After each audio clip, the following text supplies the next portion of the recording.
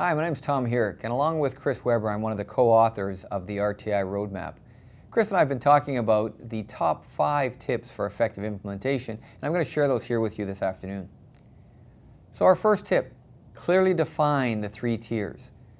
As simple as that sounds, what we've discovered is more often than not, people tend to go over Tier 2.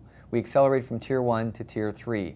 We want to get the interventions in place quickly without understanding that it's a well-defined Tier 2 that's going to help provide the information for successful transition and information in Tier 3. Our second tip, use those common formative assessments to drive your Tier 2 interventions. The more information we have from our formative assessments, the greater the likelihood that we can come up with an effective implementation, an effective intervention that we can then monitor. We also want you to build in some time for that effective Tier 2. You can use that time for enrichment for those kids who are already proficient. We should make sure that everybody has access, and the more it's intentional, built into your school schedule, the greater the likelihood that we'll have that assurance that all students will get what they need in order to be successful. Our third tip, to universally screen, at least for numeracy and literacy, all students.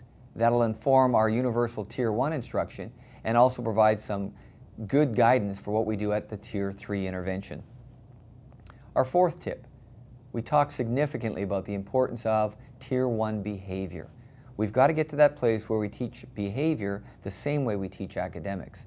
When a student begins to struggle with their behavioral component, let's process it the same way as we would an academic struggle. Let's look at the information we have at hand and come up with a plan. Let's look at the impact of adult behavior on student behavior. So tip 4 is looking at behavior. And our final tip is all around communication. We have to ensure that we build in the time to effectively meet, to transition, to gather information, to talk about the impact of that information. We have to do that frequently enough to efficiently and intentionally process all of the information we've gathered.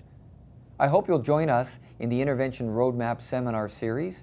I hope you'll have a chance to go through these 5 tips and take part further in that Intervention Seminar Series. Thanks for joining me.